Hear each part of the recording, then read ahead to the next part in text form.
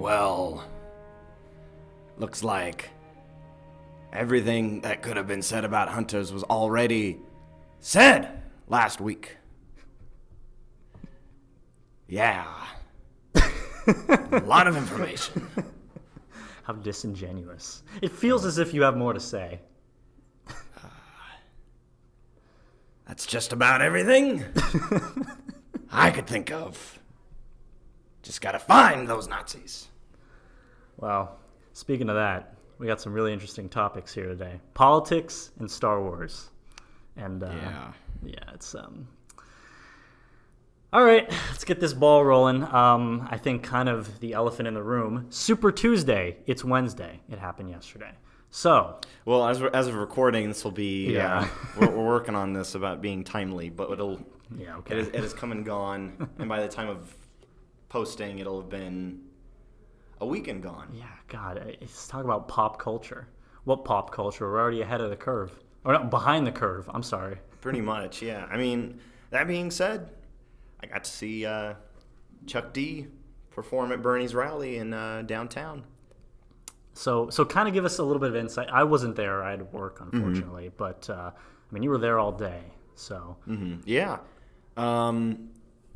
It was terrific. I went with a mutual buddy of ours, Xavier, and an old buddy I've known since junior high. And it was great getting to see Bernie again. I saw him 5 years ago, also in L.A. This time around, Sarah Silverman was back. Never in my life did I think I'd get to see Dick Van Dyke. That was certainly very fun. There were a lot of other great guest speakers, including from the National Nurses Union and one of the co-founders of Black Lives Matter LA. Wow. And, of course, as I had predicted, that Bernie would be the one announcing Chuck D to come out and perform. And he did. And it was pretty cool. And it was just one of those great moments. And there were several throughout the show, or throughout the rally, where you had some kind of performer who also had a political message. And, of course, this is, a tried and true tradition that, you have a lot of people that try to... I mean, if you're going to have your 15 minutes of fame, you may as well try to be political about it, which is... Well, I mean, Public Enemy, Fight the Power exactly. is one of their signature songs. There was a Chilean activist and musician who was there, Ana Tijoux, I believe was her name. And getting to listen to her speak was great.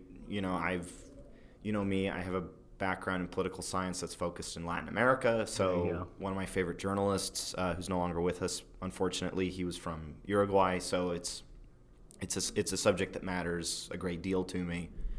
But getting to hear the music overall was phenomenal, because hearing musicians gather around sort of a people's candidate like Bernie, it's something that you don't see as much of in terms of other candidates, and that's also because there's not a lot of candidates like Bernie. It's a tradition that goes all the way back to, probably goes back to the beginning of time, when, or at least when politics originally came about. But at least in this regard, it was kind of like, you didn't have your Bob Dylans or your Woody Guthries or John Lennons, but they were certainly the kinds of people that you needed, and especially for an audience like from Southern California, especially LA, these were the right musicians to really, kind of drive the point home. Yeah, get the fever going, feel the burn, Not me, us. So. Yeah.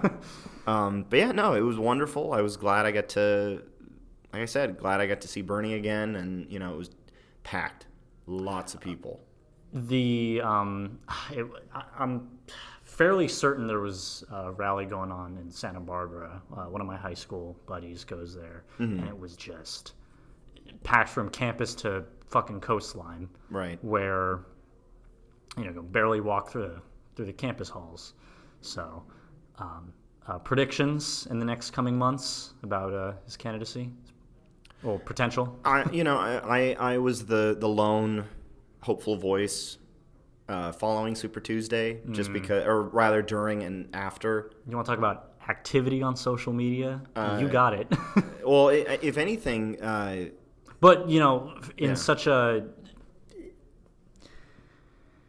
In a century that kind of shoves the act of voting down our throats, but doesn't so much, I don't want to say police it, but more so just kind of deals with it in a laissez-faire kind of way, like, oh, vote, but we're not gonna really hold you accountable if you don't, kind of thing. Well- It's nice to just see how driven you are in terms of that. You know, Oh, more not only like the constant reminders, but more so just the why it is important. Yeah. Well, I think these days it's more stressed because I think a lot of people reacted to 2016 and realized this is exactly what happens when enough people don't go out and vote. Granted, it doesn't help when you have two extraordinarily unlikable candidates that we had 4 years ago. Yeah. But I think it's becoming a bigger message. It's just you have a lot of disillusioned people. I've gone out canvassing and knocking on doors, talking to people about candidates, and you certainly have a lot of people that they'll say to you, "Well, my vote's not going to matter. How's it going to make a difference? Nothing's ever going to change. Blah blah blah." And granted, these are people that have gone through Democrat after Republican after Democrat after Republican, and their situations have just gotten progressively worse. And I get that. Or they're just as cynical. or they're disillusioned with the fact that at the end of the day, it is a 4 to 8 year job, and the country is both geographically and socially relatively the same. Yeah. So it's not like anything. And we recycle drastic the is going same to happen. people Right. every several years. And so, and that was a point that I've made before. It's a point that I've heard elsewhere.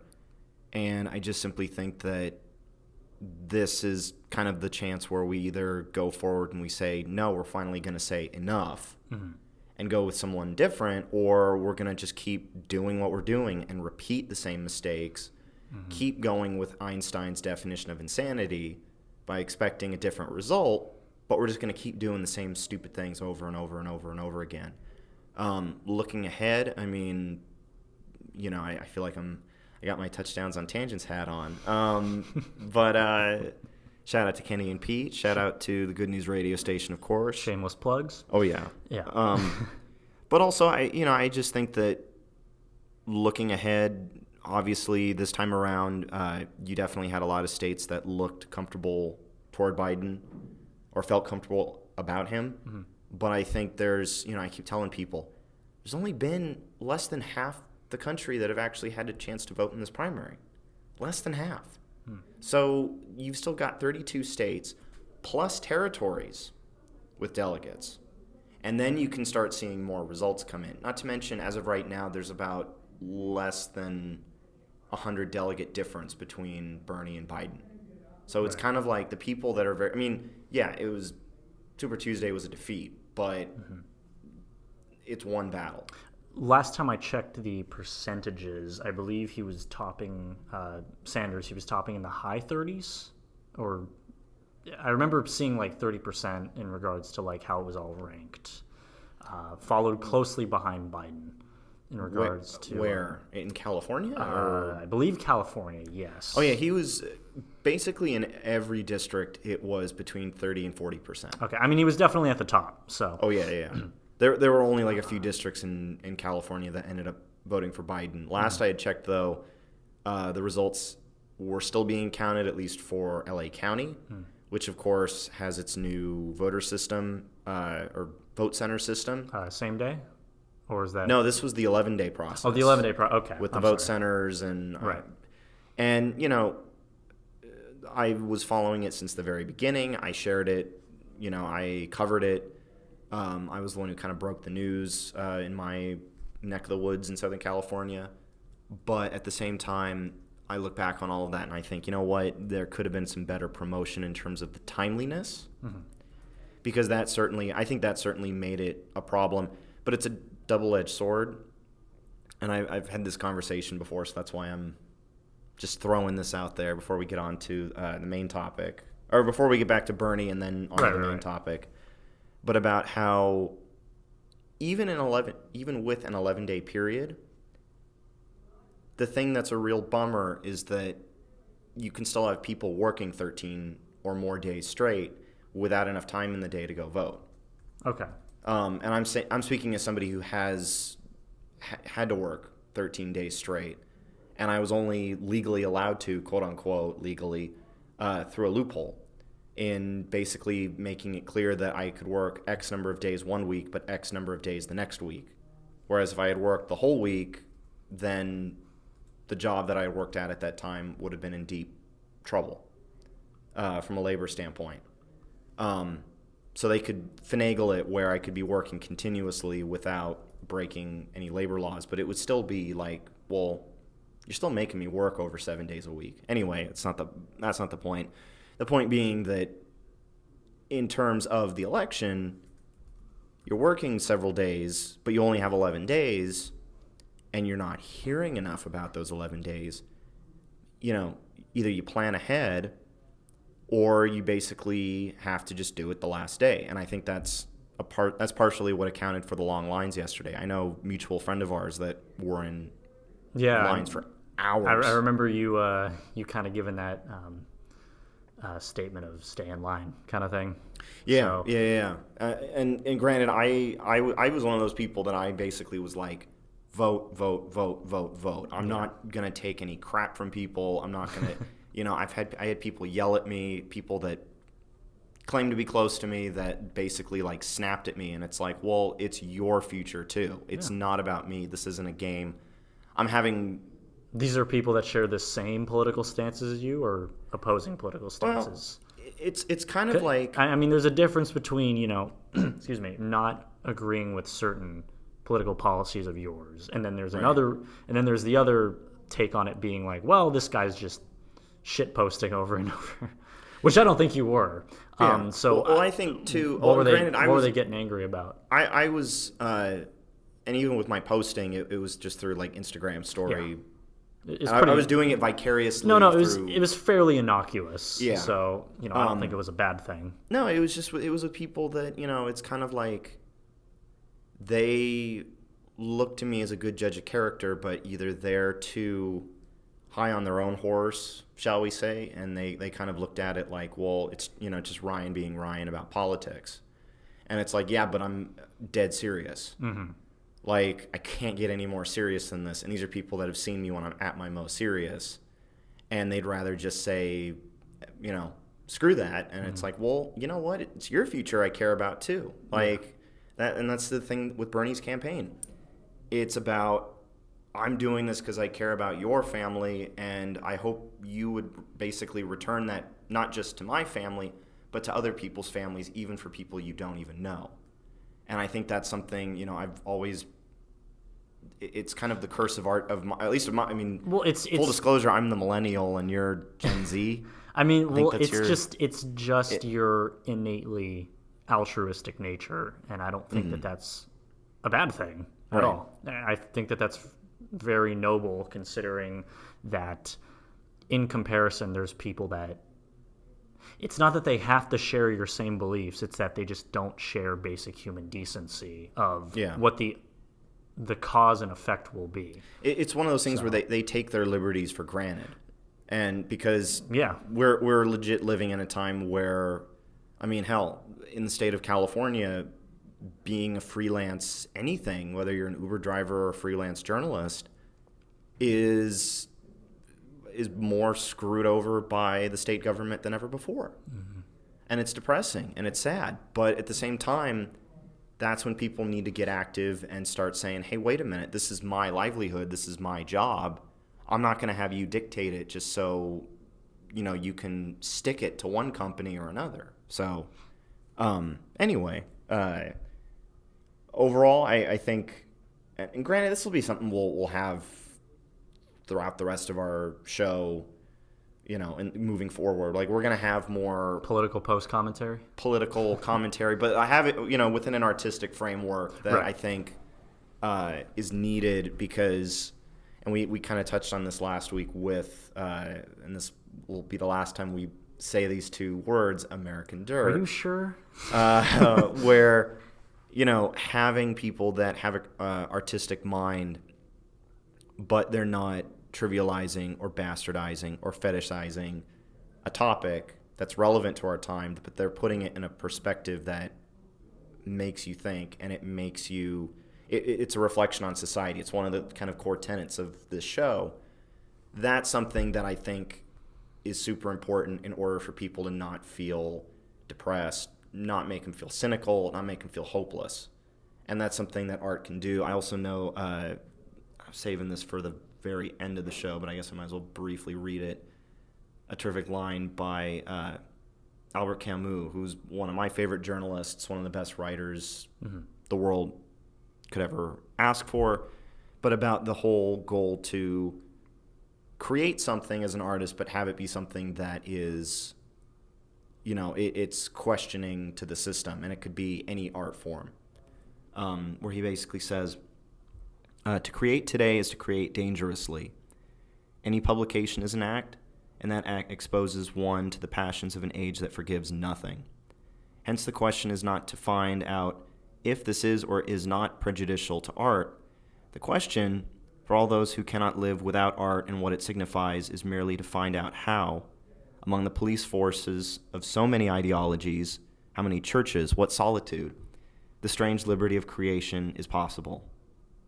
So basically just the idea of creating an artistic form that just it's a challenge, to create it and have it be its own challenge to what is it currently existing at that time. Right.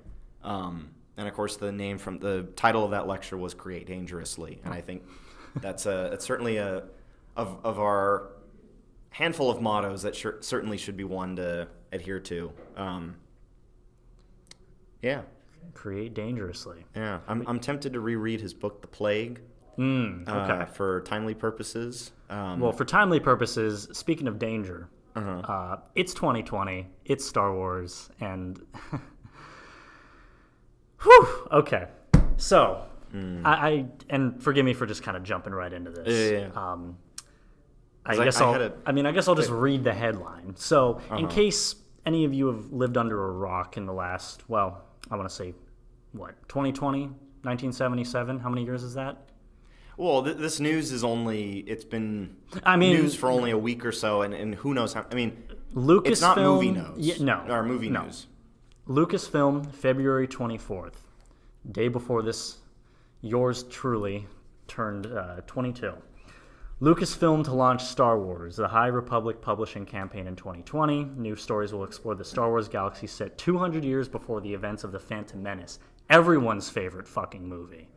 So, they'll launch a new epic of the Star Wars storytelling that will be explored through multiple voices and in adult and young adult novels, children's books, and comics from a variety of publishers, yada, yada, yada. Okay. So, I think we're about to do something that I think we've never done before, whereas we've taken an issue and we've sort of dismantled it from oppositional perspectives of reasoning and emotion. Make with that what you will in terms of political relevance. However, I think this is the first topic where we're just going to bum rush it as best as we could, because I think we've both found significant faults within Star Wars The High Republic, codenamed Project Luminous. Which is actually, that's a clever name. Yeah, Project Luminous. I much prefer Project Natal before it turned into the Connect, or whatever it was. It goes back to Yoda's line from Empire Strikes Back, where he says, "Luminous beings are we, not this crude matter." And based off of this trailer, I think crude matter is about all I got from it. And look, this is our own views. This is our own view. We're not representing anything. We're not representing anything other than our own opinions. Yeah. And I got to tell you.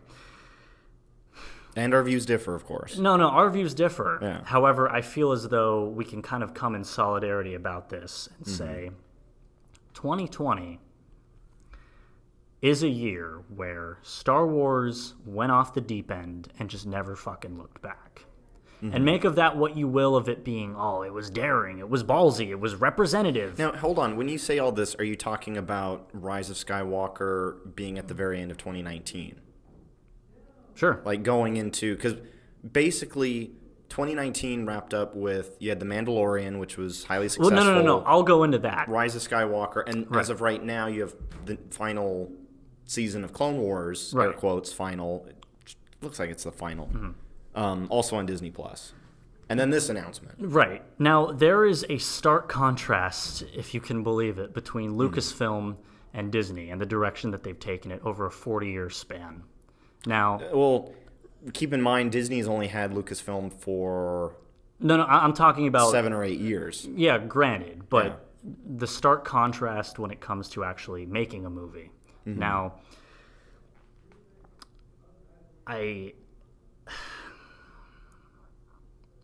there will never be a movie. There will never be a trilogy like the 77 trilogy of No. New Hope, Empire Strikes Back, and Return of the Jedi. Right. Thank God there will never be a trilogy like Phantom Menace, Attack of the Clones, and Revenge of the Sith. And when it comes down to the year 2015 with Force Awakens, Last Jedi, and Last Jedi was 8th? Last Last Jedi Jedi was was- episode 8, and then Rise of Skywalker was this new one. There's have a you seen cer- it? We talked about this on Touch. Have you seen Rise of Skywalker yet? No. And I'll tell you why. Okay. First of all, there's a stark contrast between people who have seen Star Wars for the first time, like 4, 5, and 6, and have seen 1, 2, and 3, and then finally 7, 8, and 9. And it's a matter of we've shifted from thank God there's a new Star Wars at all to wow, thank God that movie ended when it did. Okay. I'm not one to criticize the proverbial. Just getting comfortable over here. That's fine. I'm not one to criticize in depth of the proverbial Mickey Mensch that's inundated Star Wars for this long. And I mean, granted, when you have a trailer touch on aspects such as representation, it's a more peaceful era. Mm-hmm. It's an era set 200 years in the past. Right.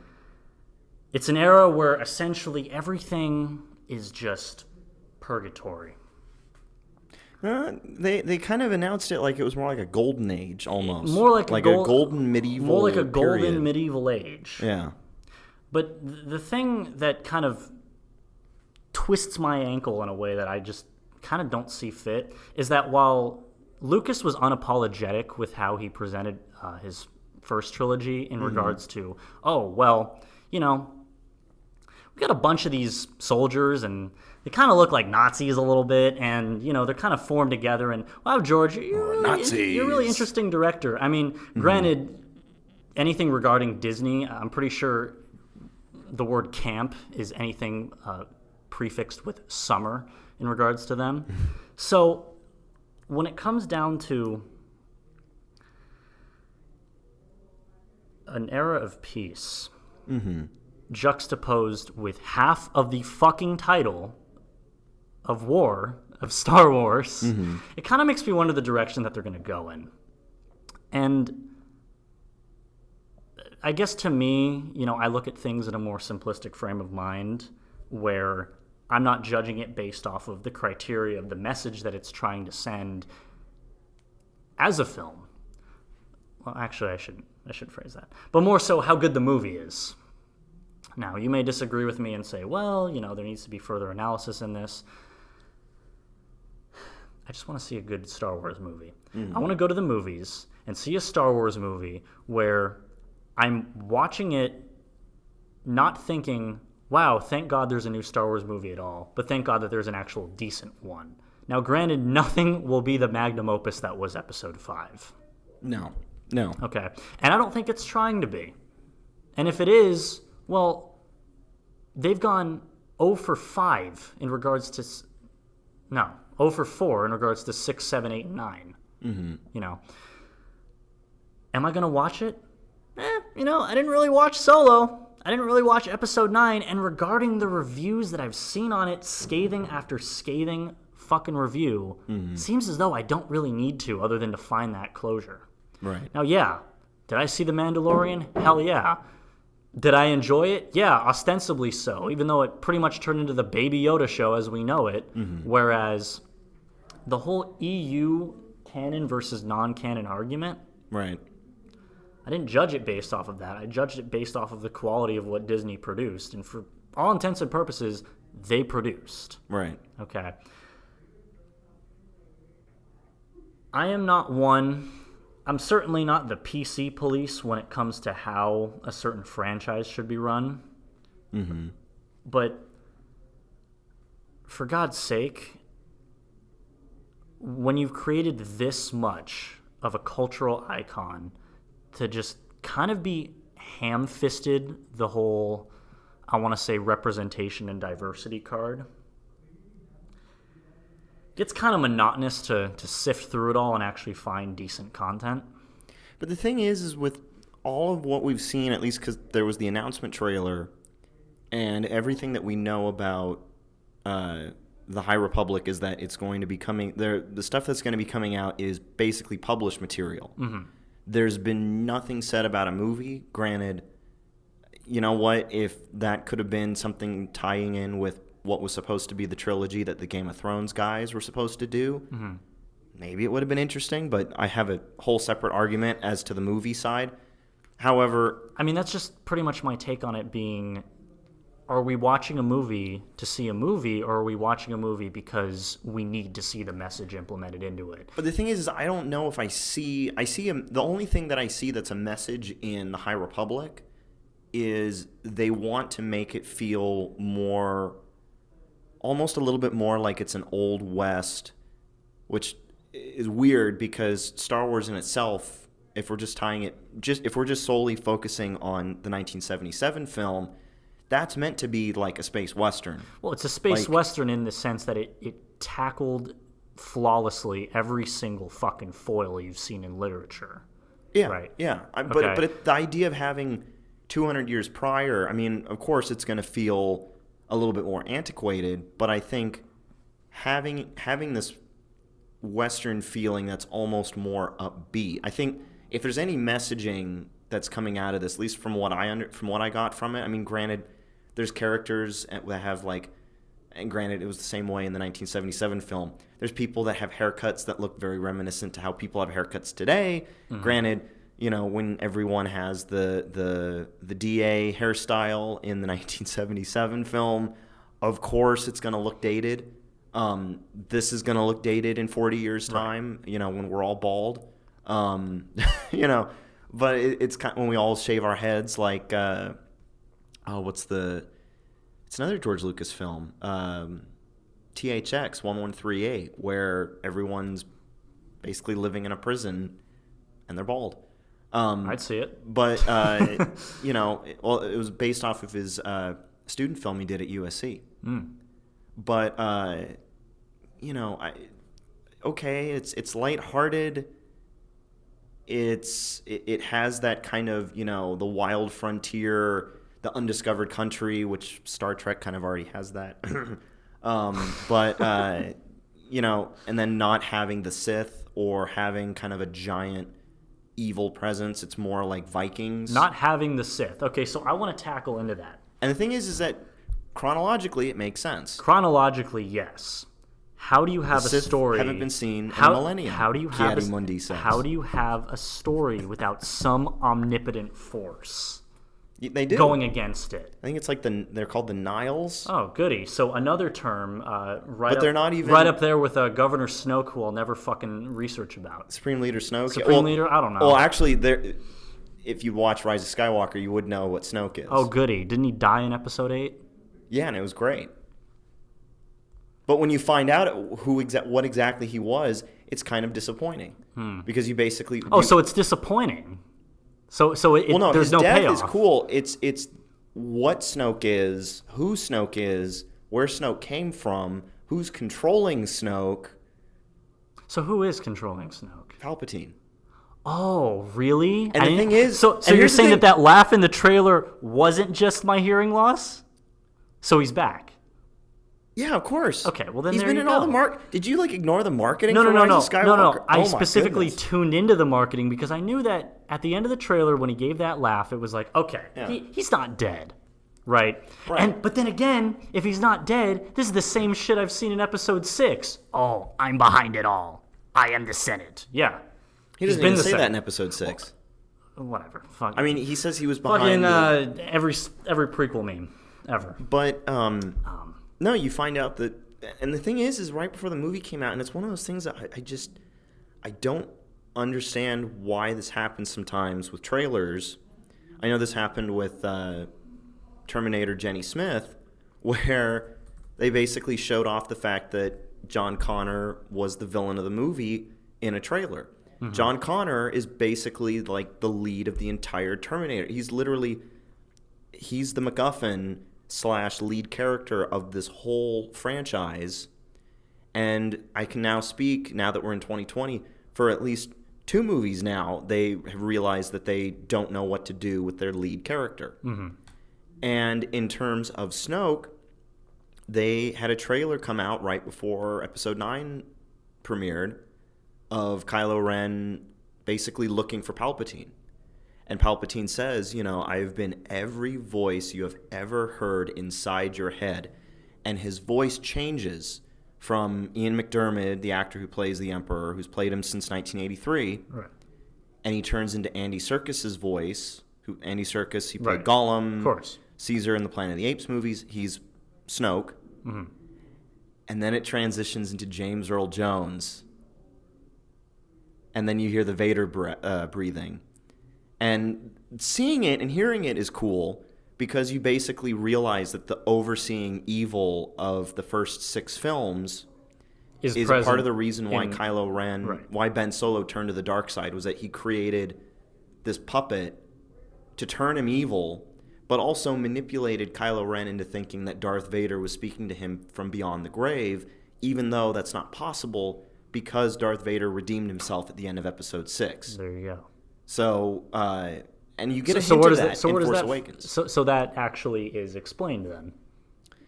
Kind of. Okay. Kind of. Okay. Wow. But anyway, I think, so my take on Project Luminous, on the High Republic, I'm kind of a Harvey Dent two-faced coin about this, where I think from a creativity standpoint, it's interesting. Mm-hmm. As a Star Wars fan, it's something that I think if I was younger and if there were no more films after Revenge of the Sith, I would have looked at it and I would have gobbled it up. That's a moot argument because the time span from 99's Phantom Menace and that beginning of the trilogy to 2015, you're lucky if there's anything new Star Wars related at all. But that's the thing, though, and this is where it gets into the argument about the expanded universe. And I'm not talking. So that's the thing, is you have canon now, right? And then you have the EU, which is now referred to as Legends. Oh, okay. Legends was the original canon, and so from that you had the Knights of the Old Republic video games, for example. Of course. You had Star Wars. You had Jedi Outcast. You had You had Force Unleashed. You had all these games. That was all considered part of the story. You had all these games that would essentially make it could totally be a show today if you implemented it. No doubt, absolutely. Oh yeah. Now I don't know if that's Disney's plan, the sequel making Ubermensch that they are. But well, that's the thing. So when Disney bought Lucasfilm, all of that other material, the only material that was left intact as canon were the 6 original films, like a few Darth Maul comic books, and the Clone Wars, the CGI Clone Wars series. Did you see? Sorry, I don't mean to cut you off, but did you see one of the top-rated comments on Project Luminous's reveal video? Mm-mm. One of the top-rated comments was, "No clone, no wars, no ticket," and or something to that effect. And it was just like, it is important to have that villain. Now, if you want to go for the whole Grand Theft Auto trope of basically dicking around and fuddling a story out of it, that's great. I don't see it working, personally. Okay. Now, if they were to do something maybe EU related and attempt to tackle it from an angle of, well, you have all these people, like you said, you have all these people living in what's essentially the Wild West of space. Right. On a surface level, I'm looking at bounty hunter versus bounty hunter, and that would be the extent of maybe some of the minor conflict. Again, it's hard to predict something that isn't even, extrapolated upon. Well, so there's, I could put on my tinfoil hat all day and say, oh, well, Palpatine's going to be back again. So when I look at it, there's the part, like I said, there was the part of me that, from a content standpoint, it's brilliant. Mm-hmm. But going back to what I had just said about the EU material that they made into Legends, they've been able to pick and choose stuff from Legends and bring it back into canon. So one particular character, Grand Admiral Thrawn, he's this very massive villain, basically, from this book. It was the first book trilogy that they made post Return of the Jedi, called Heir to the Empire. And he's the lead villain. He's this blue-skinned alien with red eyes, he's one of the rare, he's like the exception of the rule in the Empire, because he's an alien, and the Empire basically discriminates against aliens. But he's clinical, he's strategic, he's arguably the smartest person in the Empire next to Palpatine. And Palpatine had him go out basically exploring in deep space. He comes back, and Palpatine's gone, Vader's gone, both Death Stars are gone. And so in the new canon, he wasn't a thing. He never existed until they decided to bring him into the Disney X show Star Wars Rebels, which was actually a really decent show. I really liked it. And then another character that arguably they took out of the old canon and reinvented him in the new canon was a character named Darth, and the pronunciation is all over the place for the second half of his title, but Darth Caedus, or Caedus, right, who was Jason Solo, who was one of the twins of Han and Leia.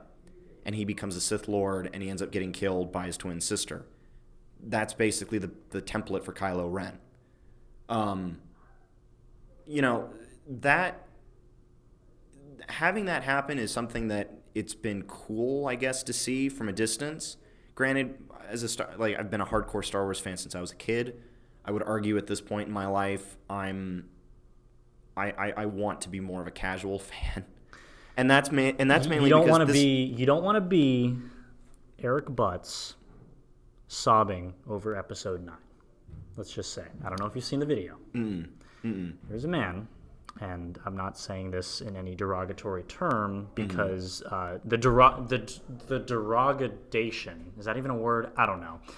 The mean comments, in simplistic terms, that followed his video. So basically he uploaded and this is just a quick tangent, he uploaded himself reacting to the new Star Wars trailer. Right. Which at the time... Wrong show on tangents, by the way. Just kidding. Oh, well, there you go. Right, yeah. His reaction to Star Wars Episode 9, The Rise of Skywalker, where he showcased himself crying. Oh, interesting. So...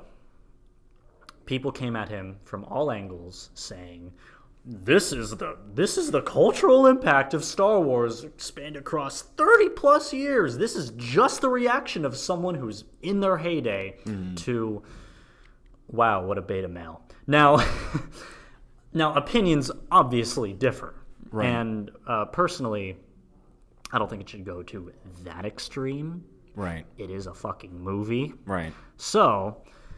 oh, and trust me, even as a hardcore fan, it's very interesting for you to. Well, it's interesting to hear you say that you're kind of making that switch from diehard to casual. I don't even think you were diehard to begin with. Oh, absolutely. Oh, yeah. Since I was 2 years old, you appreciated it for what it was, but at the end of the day, it is both a movie and a cultural phenomenon.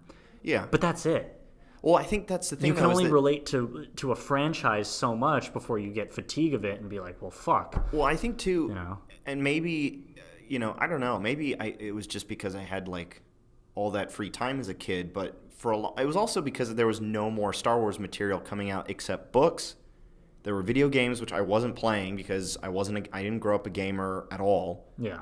But I like the stories. I mean, hell, the Jedi Fallen Order video game, the story it's all right. It's cool to see Darth Vader, spoilers, show up at the very end. I mean, I kind of still recommend rather. Well, I still recommend Force Unleashed because spoiler, you start with Vader, you end with Vader, and make of that what you will. I'm still mad we never got a third one out of that because had the we merger need not one? happened, there would have been a third game. And I mean, granted, it's irrelevant because basically and it's apropos because this was a decision that ended up making the companies a lot of money. It was basically one Thanos snap that took out all of that other canon material. Right. And granted, a lot of that was because it would have contradicted all the new stuff, like the new movies. It would have contradicted what they had already done. So, but see, that's the thing. It doesn't need to contradict. It can just coexist. Okay. But that's the thing, though, is that it can't. Because you can't have Han and Leia have only one kid named Ben Solo, but then have these books say that they have these 3 kids named Jason, Jaina, and Anakin running around. That's the problem, is that it can't coexist. And even with Grand Admiral Thrawn, his story ends before Episode 4 in the new canon. Mm-hmm. In the old canon, his story really kind of starts at several years after Return of the Jedi. So it's one of those, you can't have it be compatible with each other. And I think that's where I come to the problem when it comes to not only Project Luminous, but also just Star Wars as of right now, which is there's so much material set prior to the Skywalker saga that they could pull from, i.e. Knights of the Old Republic.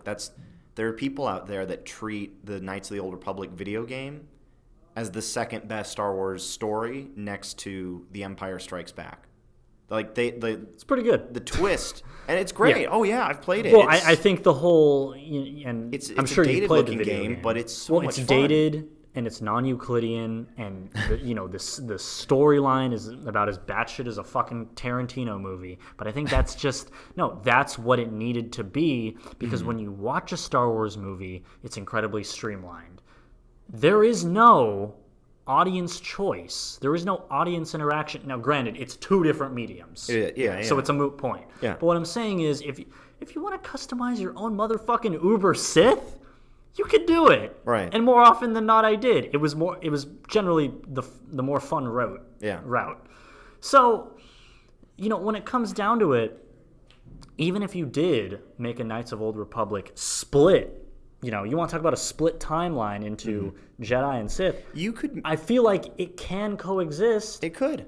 It really could. But that's the thing, is that you could have Knights of the Old Republic and then have the High Republic come afterwards. You have that dark period. Because that's the thing. The Sith Empire is around. We know during the time period of the High Republic that this is when the rule of 2, only 2, always 2 there are, no more, no less. A master and apprentice, as Yoda says. Star Wars has always been a series about, it's not linear in the slightest. When you had, what was that movie that came out that was essentially the precursor? It was right in the middle of 3 and 4. Oh, Rogue One. Rogue One. Yeah. You had a movie that essentially breaks the mold of, okay, you start off the first hour and 50 minutes, or however long the screen time is. I'm guessing 2 hours? I think it was about 2 hours. Okay. You spend the first hour and 50 minutes with a plot line that you go into the theater knowing that, unless I know the EU, I'm not going to give a shit about this. And then you slowly start to gravitate towards what it's all about. Yeah. And the first 10 minutes, you fucking blow your load because you see Princess Leia and Darth Vader. You go into the beginning of what is Episode 4. Well, so with that one, you don't need as much EU or really any EU material. They were able to do. That's the praise that I give Rogue One, is that they were hinging it off of the crawl about the Death Star from Episode 4. Is anything that isn't overtly stated, and this is what I read, I'm not sure that it's even constituted as this. Anything that is not explicitly showcased within episodes 1 through 9 as of now is considered EU, because it's not, audience members have to do further research into it. Right. I'm not sure if that's credible or not, and, Well, Yeah, I mean, I mean, here's the thing. very much I a haven't blanket. heard that kind of established rule. It's very much a blanket statement of, okay, anything regarding external video games, books, or other licensed media that isn't overtly stated is technically extended universe. You have to do extended research in order to find out where or who this fits into the storyline.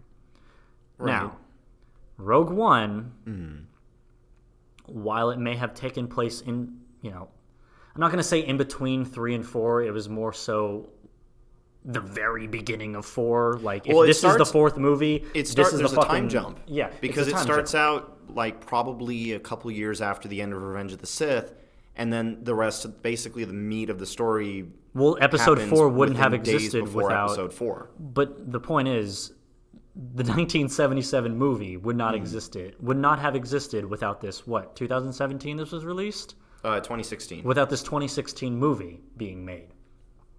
So. Well, the events of it. Yeah. Now, granted, Lucas wasn't thinking of that way back when, I'm sure. No. But I think, for me, it's, and this is something that I know we've talked about already when it comes to books, when it comes to certain topics, that for me the biggest problem is the oversaturation factor. And the reason I stress on this so much, and a part of why I want to be more of a casual fan, because the fun thing about Star Wars is when you have it come out every once in a blue moon. Like, that was the thing growing up with the prequels.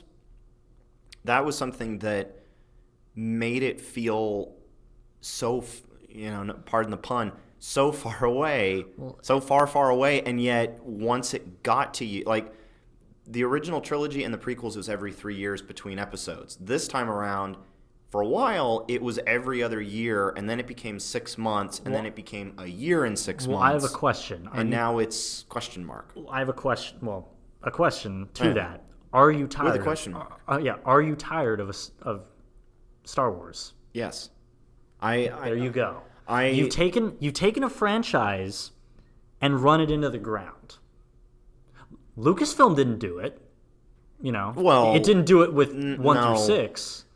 Well, no, because that's the thing though with the prequel trilogy. No, I'm talking content wise. He didn't run it into the ground content wise, and this is sort of the disdain. But you got to remember too, the marketing systems were different in that when it came to the Star Wars films, the first 6, you had 20th Century Fox. Yeah, Fox had nothing to do with overseeing the creation of whatever it was, the Star Wars Legacy of the Force books, or the Heir to the Empire trilogy. No, exactly. It wasn't none of that was overseen by Fox executives. But it was not rigorous in its execution.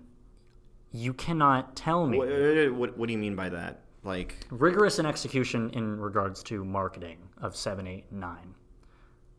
When you talk about oversaturation, I talk about how many times that I've seen these trailers be played since, 2015 that Episode 7 came out? Yeah.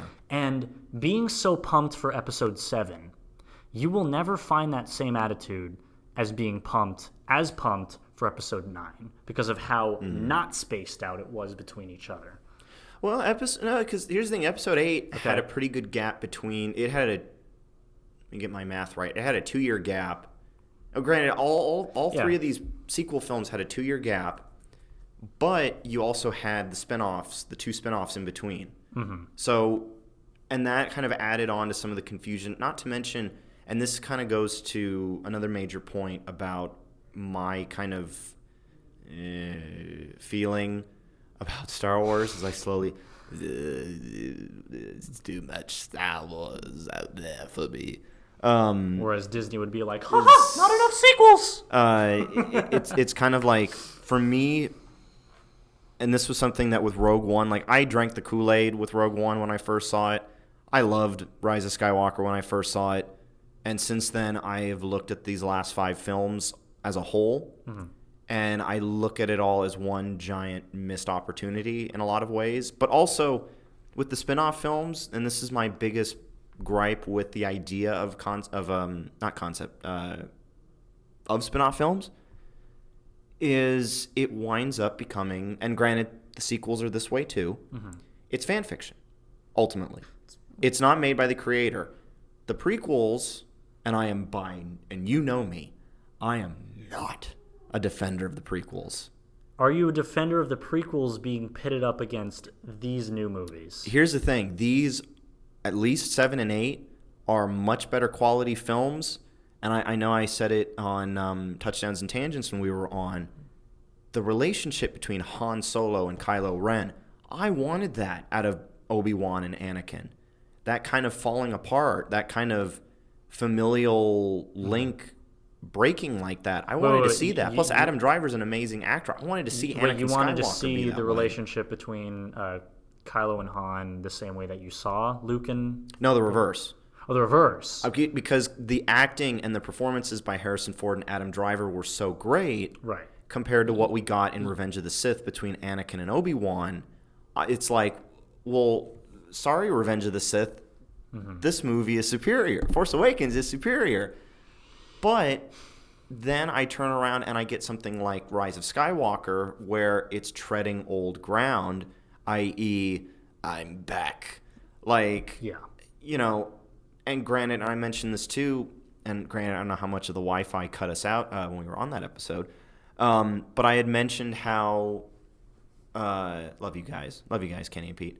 Fix your soundboard. I remember mentioning Colin Trevorrow's script, which he's the guy who made Jurassic World. He's making the third one, Jurassic World Dominion, right now. Fucking wins. You know, anything in 3, Jurassic 3, anything. It's anyway. Like, okay, the story he had was so inside baseball. And I think it would have appealed to I think it would have appealed not just to every Star Wars fan, but it would have appealed to every casual Star Wars fan too, because it was so different. Like Force Awakens, it had to be safe. It had to be comfortable. It had to be pop culture. It had to be. It's a trap. Admiral Akbar cameo. Yeah, we've seen the fucking film. It had to be that nice piece of peanut butter toast that you wanted it to be. But then Last Jedi, which I will, and you know what, internet, come at me, bro. I thought Last Jedi was the best part of this whole era. I know of this trilogy, but also just all Star Wars content. I thought that was the best thing that could have come out because it was so much different. Albeit it was The Empire Strikes Back reverse engineered. It was still unique. It was different. It challenged what you thought of your heroes and of your favorite characters like Luke Skywalker. And it took very ballsy steps in a direction that I was just eating up. And I thought, this is great. This is great. This is cool. But then on top of all that, having to deal with the issue of, having to deal with the problem of, just lost my train of thought. Having to deal with the problem of how do you resolve this trilogy, and not going in a direction that would have basically been like, well, we're just going to bring something up from the past. So you take off the rose-colored glasses. Where do you go from here? You don't look at this as a treading new ground anymore. You look at this as, where does the series grow, right? Well, you're looking at it as, how do we end this in a way that's going to be, obviously we can't have it end the same way it did in Revenge. Like, Revenge of the Sith had to end on a low note. And well, it had to end on a cliffhanger, which is what it was. Yeah, yeah. But it was also, at that time, that was the darkest Star Wars film we had ever gotten. That was the first PG-13 Star Wars film. And Return of the Jedi is something that you can't replicate. So how do you end this? And I think the way it could have ended with Trevorrow's script, you had stuff here and there that paid homage to the other films in the past, but you had stuff that was acknowledging lore from the Clone Wars show, from Rebels even, and it's cool stuff that it really would have looked like a very you would have looked at this the same way I think a lot of people first saw Episode content 4? For Phantom Menace, where Phantom they were Menace, like, how is this in the Star Wars universe? And then they see a lightsaber in R2-D2, and they're like, oh, it is Star Wars, even though... Right.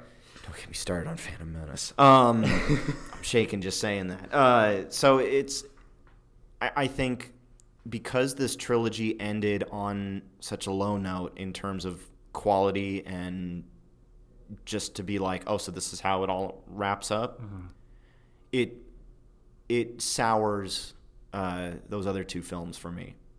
Because the first film I was so excited for and I enjoyed the hell out of it.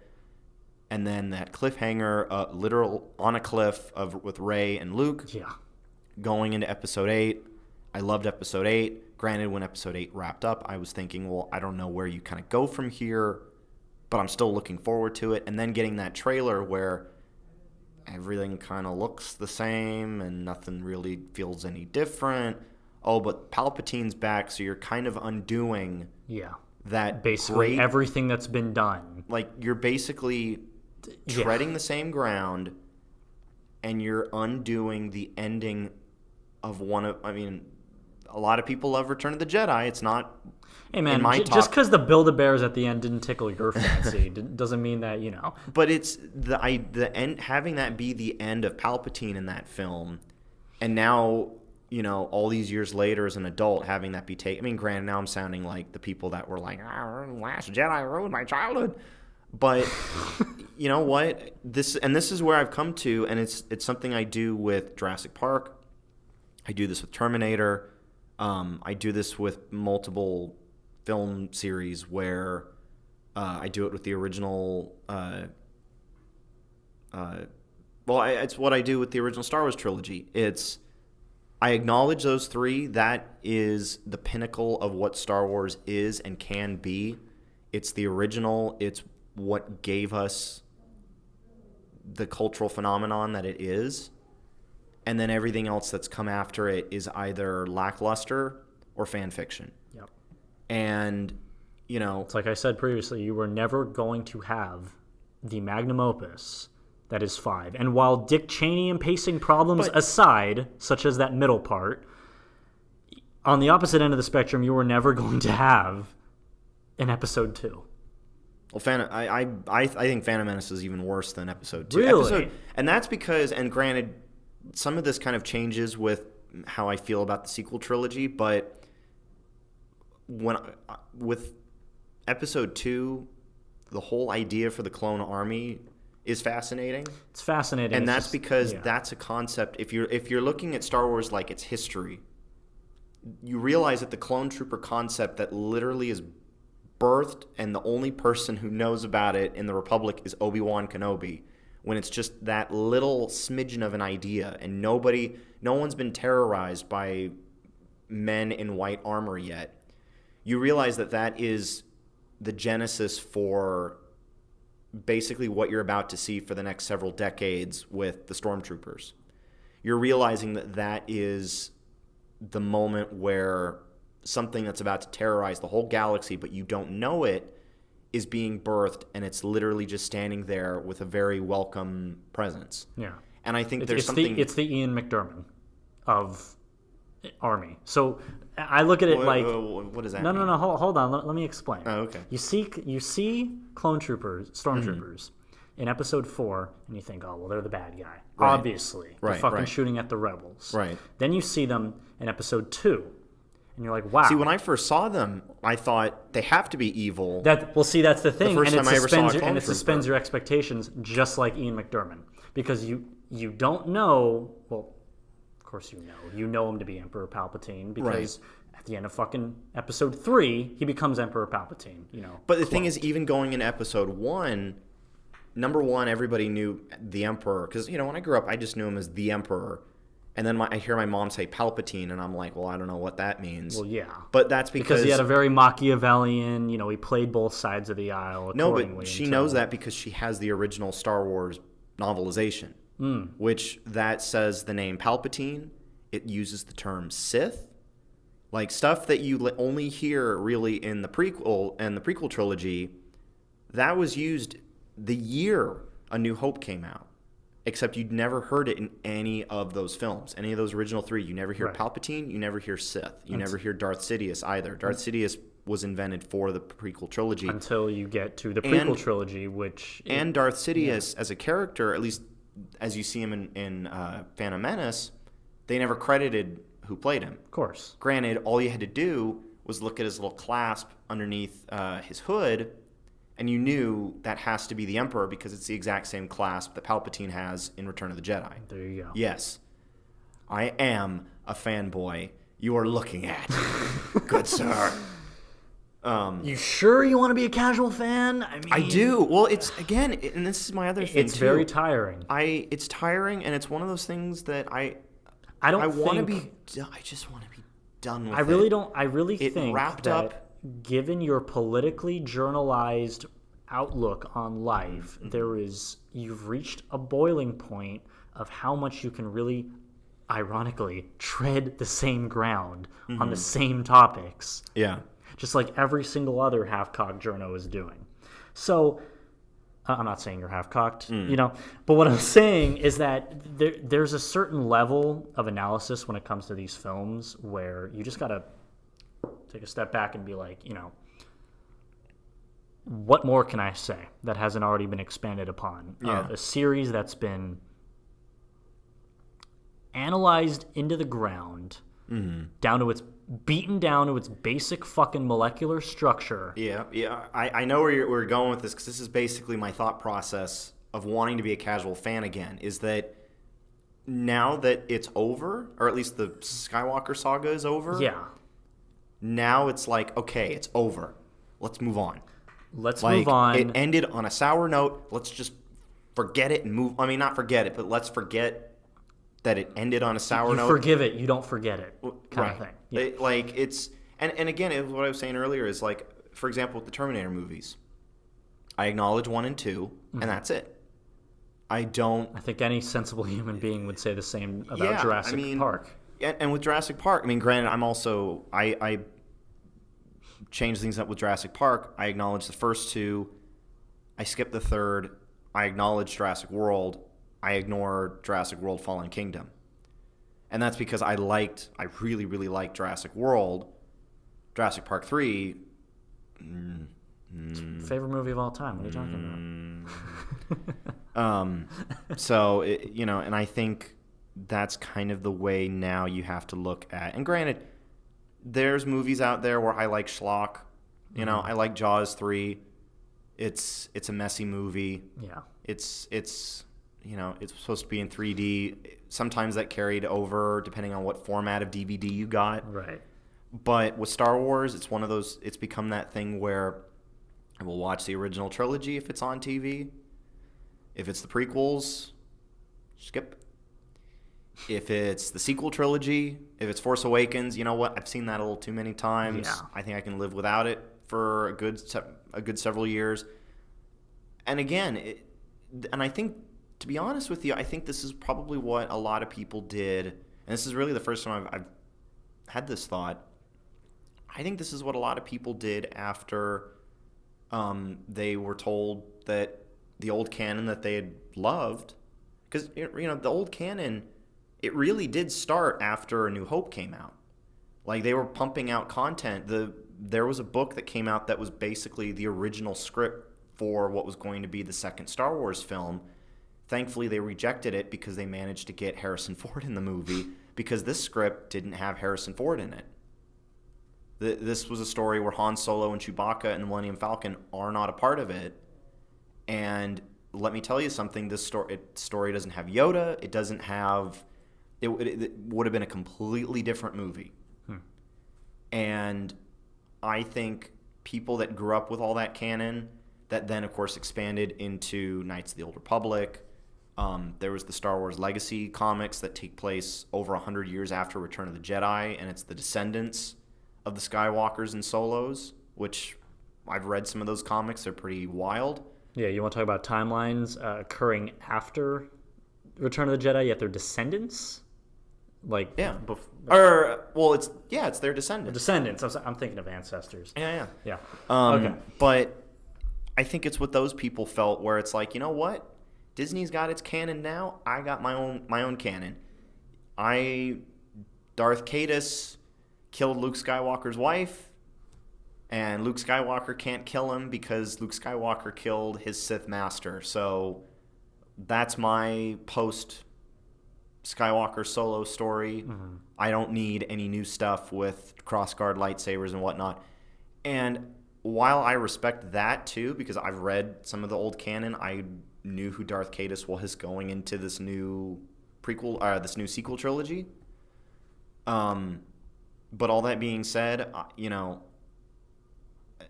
it's just too much now. And I've had people be like, "Oh, Ryan, you'd love The Mandalorian. It'd be great." Have you seen it? Of course No. you've seen it. You haven't. And this is my point. Okay. It's like, Look. and here's the thing, even the new Clone Wars season, there's a small part of me that's curious, but Yeah. again, I know how it all, not to mention, No clone, no wars, no ticket. Star Wars Rebels, they basically, they didn't end it. They didn't end these stories, but they reintroduced characters from Clone Wars. Mm-hmm. And that was because at that time there was the idea that Clone Wars won't come back. So we're going to bring back Captain Rex and Ahsoka Tano and some of these characters that you'd grown up with the Clone Wars show. But now that you have Rebels, you go back to Clone Wars and it's like, well, I know these characters can't die. Even though Order 66 is around the corner, I know for a fact Ahsoka lives to fight Darth Vader, and it's epic. That's one of those things that even though it's still it's got a touch of prequel in there, there's still something super cool. Plus, they got James Earl Jones back to play Vader. And to hear him basically use dialogue that they ended up using for Kylo Ren in Force Awakens, where he tells Ahsoka, Anakin Skywalker was weak, I destroyed him. And Kylo uses similar dialogue to Han, where he says, your son is gone, he was weak and foolish like his father, so I destroyed him. I know the dialogue too. Dear God. It's just Wow. So it's originality, too much. huh? It's just too much information, and I think, I look at something like Dune. Now, granted, I've been told the book is hard to get through, and I've been told that it's, it may not be for me, but you know what? It's a new mythology. It's new characters. Granted, it's supposed to be set in like a far future. You can go ahead and say the pun. Well, long time ago. No, it's set in the far future. Oh, but a it's long supposed to time be like, aways in a galaxy far, far. Exactly. That was a good one.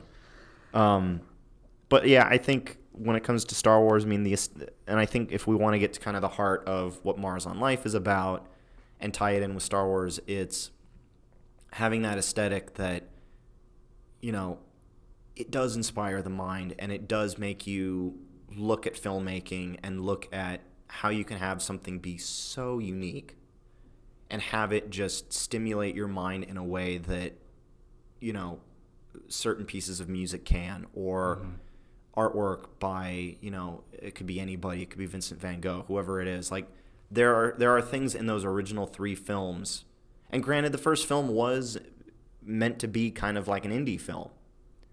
And the idea of having some of that inspire people the way that they have, that's something that is encouraging when I look at those original 3. I don't get that, obviously, with the prequel trilogy, and definitely not with the sequel trilogy, even though the sequel trilogy is superior.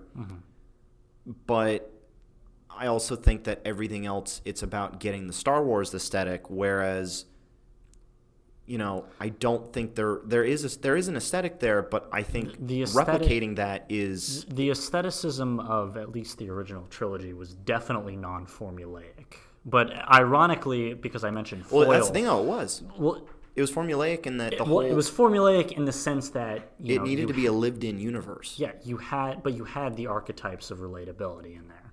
Now, you have a trilogy like the sequel trilogy where it's constantly drawing these parallels, sometimes even to a fault of, let's just make it part 2 of what was so successful 30 some odd years ago.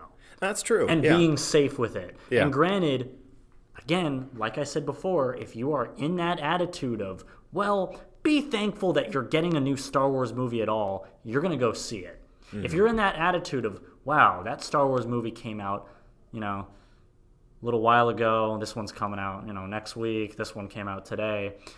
It's a matter of, especially within the arts, how is oversaturation affecting this medium? And in my opinion, pretty poorly. Okay. Wait, what? Like the medium of. I am paying attention. Sorry. What do you mean by it's I, given the choice, I would not go to the sequel trilogy over the original trilogy. Well, yeah, but remember, I think, yeah, given its campiness, given its safeness, I wouldn't. Campy. Campy. Well, especially episode 7. No, it's not campy. There was nothing campy about episode 7. Dialogue wasn't campy. No. The whole reinventing of, this is going to be our new Sith Lord. It's going to be an exact mirror of what essentially Darth Vader embodied without much of the chutzpah of it. Well, that was pretty. No, campy would have been had they made it much more flashy, had they made it much more, basically had the dialogue and acting, and the aesthetic, had it all been basically of a lesser quality, it would have felt campy. The thing is that the campiness it went doesn't in such a serious direction because of J.J. Abrams, mm-hmm. but also dealing with the themes of Star Wars, which are very serious themes. Granted, you can have fun with them, but then toying with those themes and making it a little bit edgy. I mean, edgy. It was edgy in the sense that, you had characters that were like bleeding profusely. But it was also swearing. It was also edgy in the sense that Lucas did not make his character. He made his characters vulnerable in the sense of, hey, Luke may have a little bit of a struggle getting to Darth Vader when there's so much hate in his heart when he sees his own face in Darth Vader's helmet. Mm-hmm. Okay, when you craft Rey into this Mary Sue archetype, there is no relatability of it. I'm sorry. Now look, we're going over, but we're going over on purpose because it's Star Wars. Now, all right, I'll let you finish your point. That's it. Okay, I could sense it in episode 7, mm-hmm. and I could fully sense it in episode 8, where. Because here's the thing, what flaw was it? You also don't know how it paid off, her abilities and why she is so powerful. You don't know because you haven't seen the 9th film. How was she so powerful? Because it wasn't even explained in episode 7. Right. Oh, she can wield the Force. 9. She can wield the lightsaber. It was explained in episode 9. Well, all right. It says Kylo says it to her in the movie, which is. Go ahead, hit me with this line real quick. Or he's like, convince me. You are his granddaughter. You are a Palpatine. Oh. Yeah. Really? That's the reveal. That's why and ultimately you already get a flavor for it early in the film because they cut away before Palpatine can say who she really is to Kylo Ren. But this also was not going to be the original plan, at least according to Colin Trevorrow's script, where it would have emphasized on what was still emphasized in the real film of having Kylo and Rey be these kind of dual, like they were basically the living embodiments of balance in the Force, which ties in. Granted, yeah. It ties in with a Clone Wars. I think it was a trilogy of episodes. It's called the Mortis arc, where Anakin, Obi-Wan, and Anakin's apprentice basically get lost in space, and they end up on this planet where Force gods are. And these Force gods are the embodiment of the light, the dark, and then the person kind of keeping them together, kind of controlling them together. And this old man who's controlling it is basically like, Anakin, I need you to like replace me because I can't do this forever. Like, I'm old, I'm dying.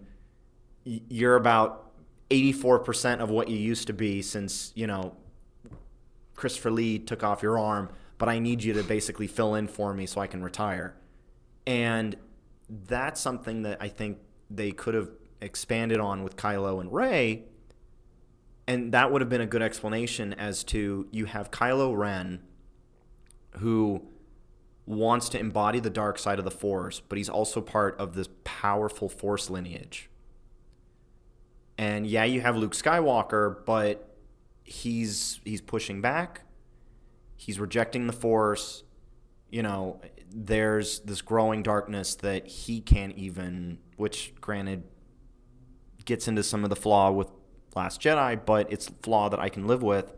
And so ultimately, think about it. When you have, for example, Anakin, and this goes into the prequel stuff that I hate talking about, but this is how you get Anakin, who basically comes from nothing, and that's because it's the Force.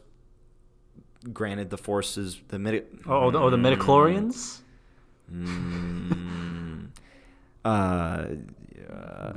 It will not be named.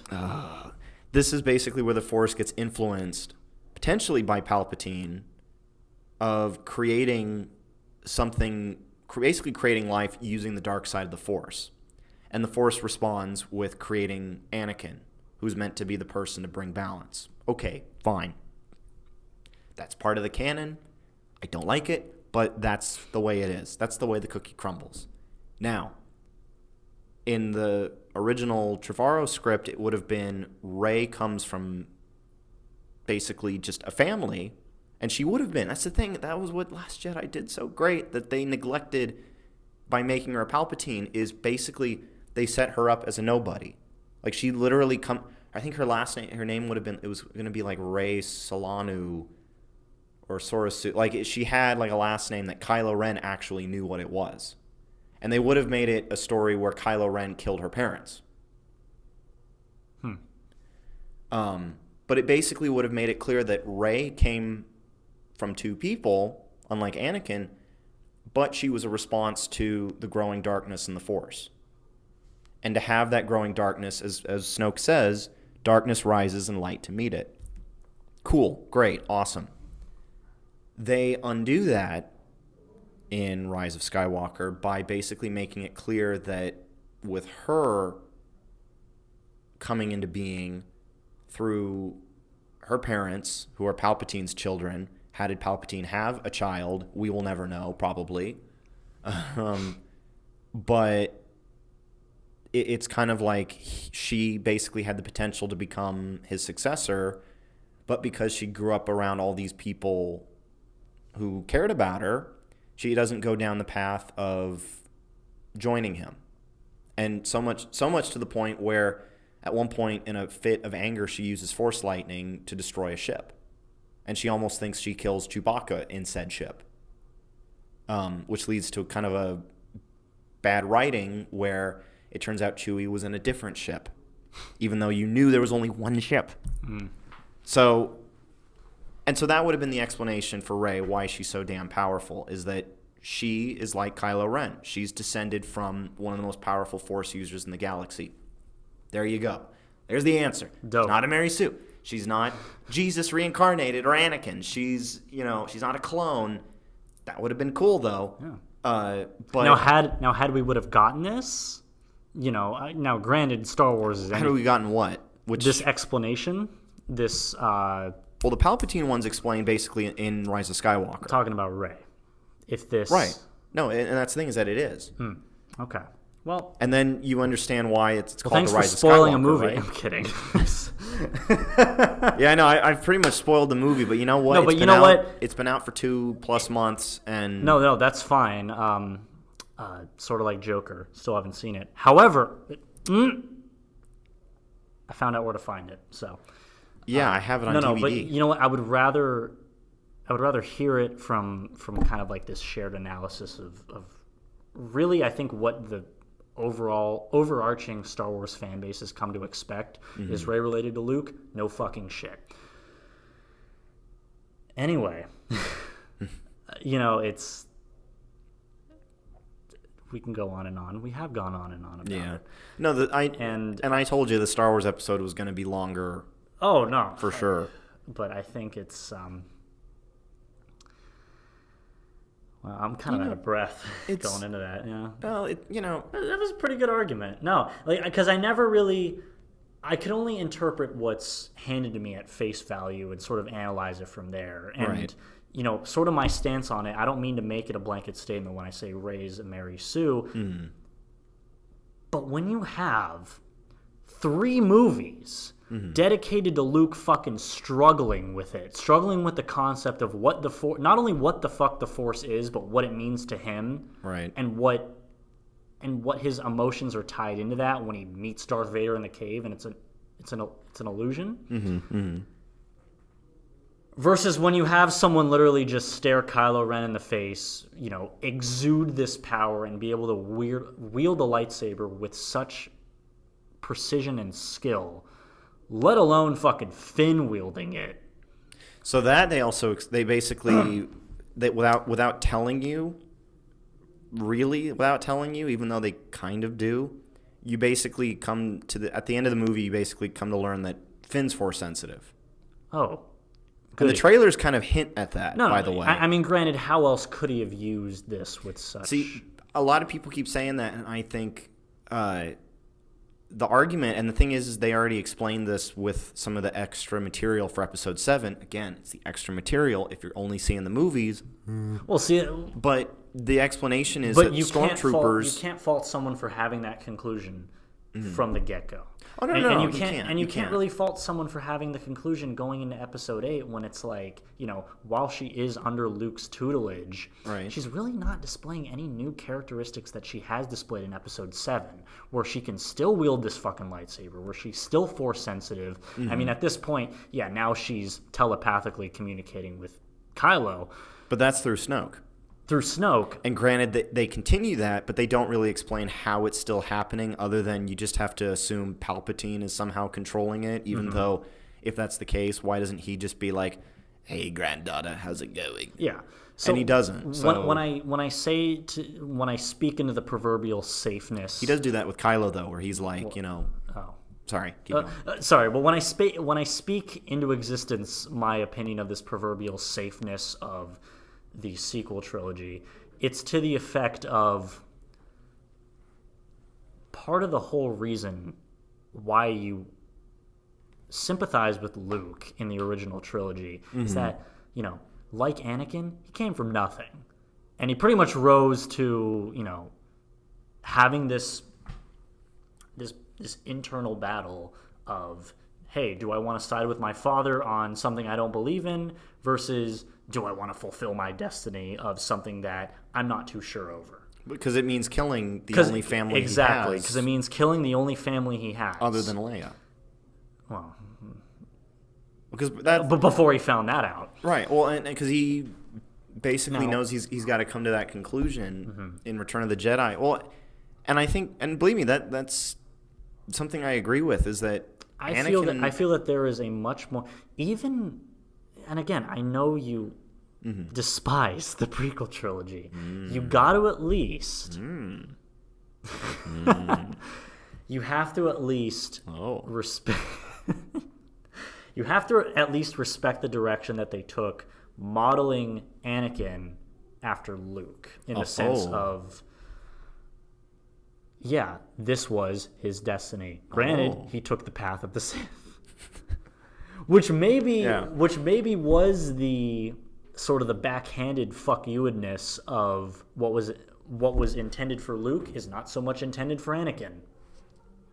It's not how it went, and maybe it kind of provides an effective sort of dialogue between what is expected of someone versus what can someone accomplish when they go to the other side. Yeah.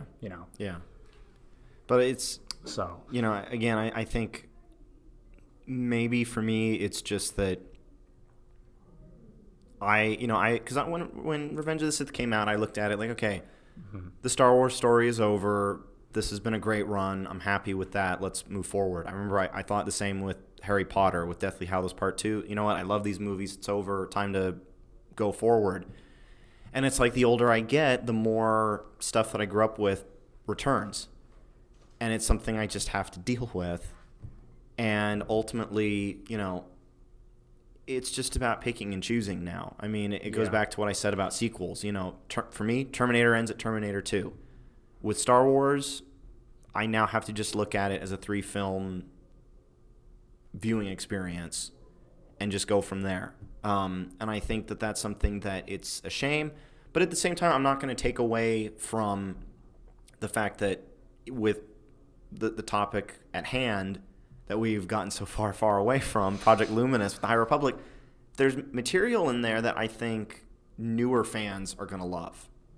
And I think some of the material for kids is going to be really cool because, remember, these are kids that they're growing up with Star Wars right now. Yeah, so they didn't have Knights of the Old Republic. They didn't even have the prequels. They may not even have had the Clone Wars. No, yeah, you're definitely right in regards to how your children are going to see it. Are you going to show Star Wars your way or have them interpret it their own way? And that's the thing. In my case, I'm showing them the original. My kids, they're seeing the originals first. They're not, and granted, because the sequel trilogy ended on such a sour note, I'm gonna just leave it to them to find those their own, and to find the prequels as well. Their own path. Which is a shame because I those first two movies are great, and then the third film just completely flipped the table, and I just want to see fresh material that doesn't tread new ground. And granted, I think it's just ultimately I keep saying that, but I think I'm just referring to different content in general.